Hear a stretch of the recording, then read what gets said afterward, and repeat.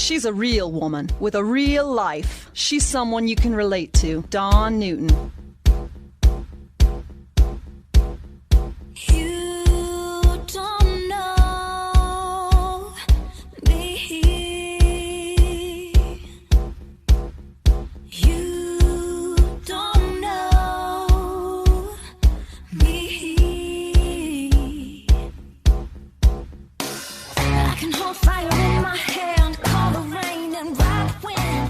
Welcome to the Dawn Newton Podcast. I'm your host, Dawn Newton. My guest today is a former commercial real estate broker. He's worked in the real estate and mortgage industry since 1992. His name is D. Sidney Potter. Sidney is here to discuss his new memoir, The Broker: Deals, Steals, and Moving Forward. Sidney joins me today to share some entertaining stories about his career as a commercial real estate broker working in downtown Los Angeles in the mid-90s. The Broker should be required reading for any new broker or anyone wondering if they're cut out to be one in the future. D. Sidney Potter, it's great to talk with you. You're a former commercial real estate broker with quite a history in real estate, commercial, politics, even, I would say race and race relations.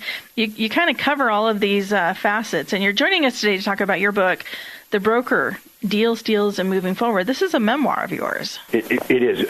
Don Newton, thanks for your time. It's third installment, and I didn't know it in this way, of 3 books that I've written the last 10 years, The Flip, The Essays, and The Broker. I actually wrote this initially first in 2008. It was a real estate crash. I obviously had a lot on my mind. I had a lot of free time as well. And I was sitting in my home out in Phoenix, Arizona at a Del Webb Pulte development. And I said, what can I write about? And let me go to brokerage, because I had a great 5-year run in the mid-90s, running for Rookie of the Year. And I came from a real estate family on both sides of the family. My father being black American, my mother an Italian Jew out of New Haven, Connecticut. Father went to Yale. And I said, there's some interesting stuff here.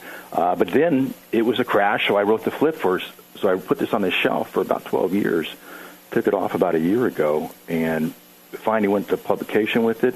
And it's just, I think, a treasure trove of interesting stories from someone, at least a perspective of someone who grew up in a mixed household in terms of religiosity, connected to my mother's side, the Kaufmans, and my father's side, being black Americans. And my father selling real estate in South Central Los Angeles, and kind of melded that into my experiences at Marcus & Millichap in downtown Los Angeles. So that's what that was the genesis of The Broker. Well, it's interesting, too, how we think about real estate, commercial investments, mortgage. Mm-hmm. There is so much to each and every one of those. And the length of time that you've been involved in it, from the early 90s, even today, is speaking about it. You've seen that pendulum swing so many different ways, and realizing how this, as I like to call it, how that game works. Mm-hmm. What was like your biggest takeaway during this time that maybe you've, especially in your memoir, how, I guess, your takeaway from it all? Was there kind of like a final kind of summation of that whole industry and your experiences? It is cyclical. That's for certain. There is a yin and yang. You sometimes find that commercial real estate brokerage tails residential, and vice versa. At the time I had gotten out of brokerage, a good 5-year run, 2001, I slipped into residential, where there was more money to be made as a result of having the accidental foresight to start buying tract homes in Arizona, California, Nevada.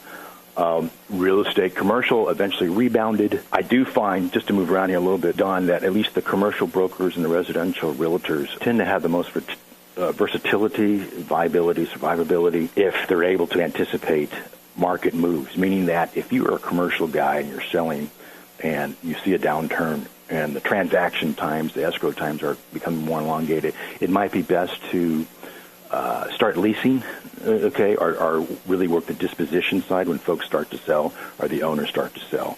Residential, they tend to slip into a different mode if they don't have a good book of business, for example. There are other ways that you can anticipate and foment income streams on both the residential and the commercial side. So, to answer your question directly, there is a way to play that game and to ride the slopes correctly and to know when to get out and pivot to different type of income flows in your respected niche. Are you still active in real estate today? I still maintain a license with Arizona. I've 15 years now. I've been licensed in 3 different states between California, Arizona, and Nevada. Last 25 years, I did Nevada when I was buying because you're able to preserve your commission if you list the property yourself, and you needed to, even as a principal owner of a piece of property, there are advantages to having a license. So yes, it still would be an active practitioner. You've got, I would say, maybe quite a bit of legal experience too. You've had some interesting legal situations that have come up that you've prevailed in and self-represented yourself. Well, it's funny you should ask that. You know, when I was doing research for the broker, I knew that my maternal side of the family was real estate, but I did not know that my great-grandfather was almost like a self-litigator himself, being a non-lawyer.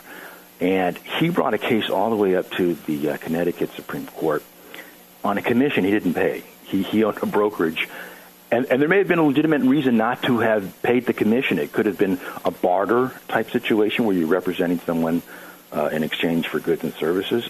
I haven't read the case file, but it's very unusual not to pay a commission and a client haul you all the way to the Supreme Court of Connecticut.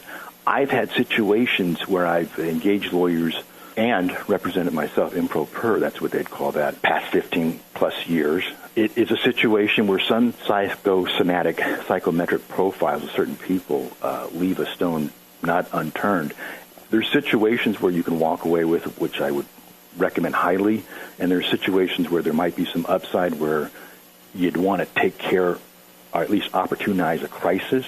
And I've been able to do that on a very low level and a very high level, going to Ninth Court of Appeals in California, being victorious against the IRS, which is very unusual when you represent yourself, having some, I would say, pirate victories and monetary victories against some Fortune 500 sized companies, with and without lawyers. One of the cases I had was denied on Soteria, against which most cases are, unless it's fast-tracked, to the U.S. Supreme Court, and that was an issue with a very large university. I've never been successfully sued, which I think speaks a lot to anyone that does self-litigate with and without lawyers, since that tends to be a litmus test on whether or not your cases are frivolous or whether or not they really have some substantiability to them. I will only go after those, usually on a contract dispute, a vendor dispute, or maybe a property situation where there's a specific performance where one of the properties you're acquiring decides not to sell to you, and there's a law, or at least a theory out there called specific performance that you can sue upon, which requires the other litigant, or typically the defendant, to proceed with the sale of the property or to give the property forthwith. So it's worked to my advantage. It's not everyone's cup of tea, but so far it's ultimately I've learned that the pen is mightier than the sword, and it works for me. Real estate, whether it's commercial, residential, developing, it's an animal all by itself. You're, an independent broker owner. It's not for the faint of heart. Right. You beat me to the punchline. Okay. It's a testament to who you are as an individual, and you learned a lot about yourself. You do, and you always do. I think there's an old proverb that was written on the walls of Philadelphia, and that was, when they were burning the cities, to know thyself. And I find a lot of real estate people, or anyone who's in a job that's got a lot of psychological variability to it, that you become very in tune to what's worth fighting for, what's worth walking away from, and having just an acute sense of self-awareness, and knowing your strengths and weaknesses and opportunities and stress. In B school, that's what they call a SWOT analysis: strengths, weaknesses, opportunities, and threats. And like I had mentioned earlier, Don went to opportunize crisis situation. It was Rahm Emanuel out of the Obama administration that brought that phrase to popularity about 20 years ago, when to take advantage of a crisis situation. So if you see a little bit of sunlight there and some leverage, and you do a little game theory analysis, and it makes sense to go forward, a lot of real estate professionals are in those type of situational scenarios, and it can be very good decision makers. Well, being raised in a biracial home, Black Christian father, Italian Jewish mother. Your book, you talk about race and how that, maybe there were some barriers, some prejudice. Tell us more about that. There is actually, this story did not make it into the book. I talked about it in the interview. And there was about mid-70s, 74, Patty Hearst, SLL, a quasi-terrorist group in the 70s, American domestic-based, had a Patty Hearst, had a striking resemblance to my mother. Growing up in Southern California, we were driving in Beverly Hills, my father, 3 siblings, my mother, pulled over by the cops, LAPD. This is like the Dragnet days where they've got the big cars and whatnot. Along Wilshire Boulevard, anyone in Southern California knows Wilshire Boulevard is a pretty pricey place. That was my first indoctrination,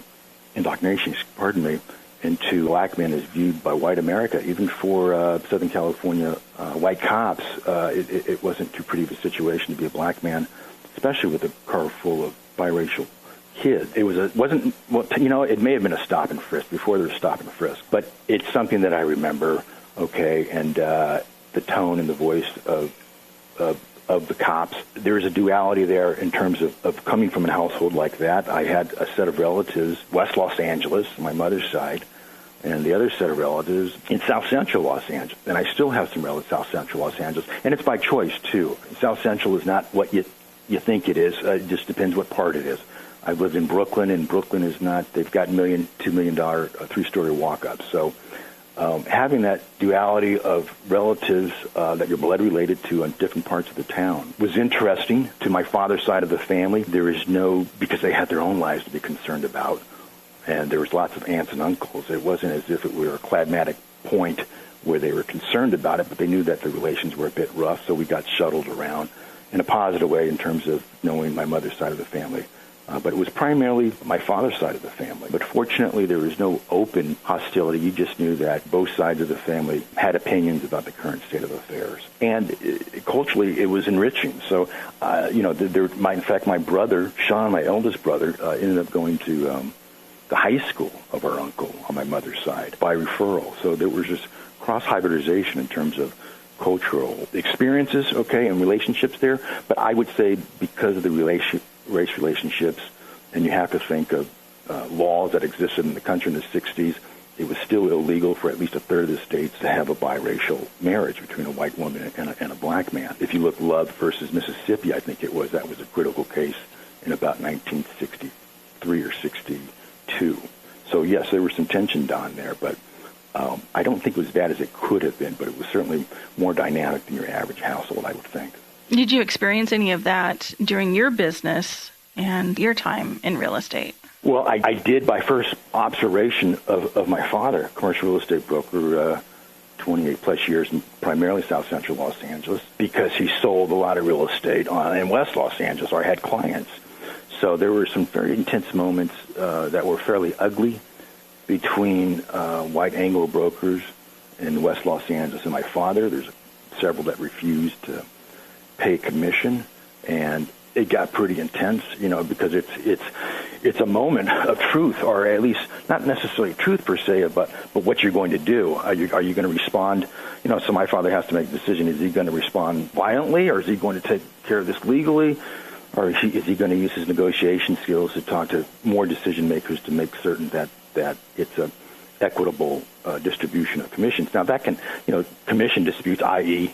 Grandfather, great-grandfather, who ran a brokerage for 60 years, New York, Miami, and New Haven, Connecticut, had a case as an Anglo-Saxon European that went to the Supreme Court of Connecticut. So everyone has those type of disputes.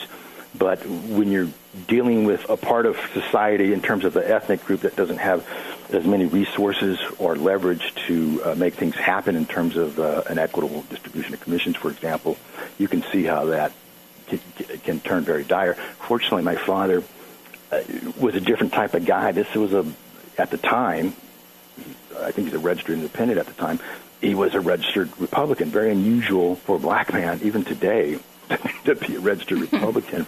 And I think that was primarily business. My mother was totally the opposite, Democrat. But he was able to take care of it, Don, in a good way and get paid typically most of the times. But there'd be some situations where things would get pretty intense. And like I talk about in the broker, we had 2 houses at one time, so we saw the ebb and web and flow, the success, and then the downturn and the flat periods as well. So I learned a lot by observation there. Sidney, who do you want reading your book, The Broker? I was asked that question the other day very quickly, and I said, it depends what age you are. I think if you're thinking about a career, maybe you're not going to go to an Ivy League, which is typically what you have to do if you want to be a hedge fund analyst, if you want to go for Goldman Sachs and work on Wall Street. That's typically the pedigree you have to have. The great thing about commercial brokerage or residential, it's got a low barrier of entry in terms of just getting licensed. And then if you're incredibly motivated and you're 16, 17, 18 years old, I think it's a good book because there's a lot of good stories in there. And you get to observe on the type of money and maybe even more importantly, the type of success, inner fulfillment success you have of doing something and being very good at it. I think if you're a little bit 30 to 40 years older and you just want a good read to see, gee whiz, I wonder how these guys did it in commercial brokerage like Glengarry, Glen Ross, where you've got primarily a male-dominated industry that might be chauvinistic, and less chauvinistic today.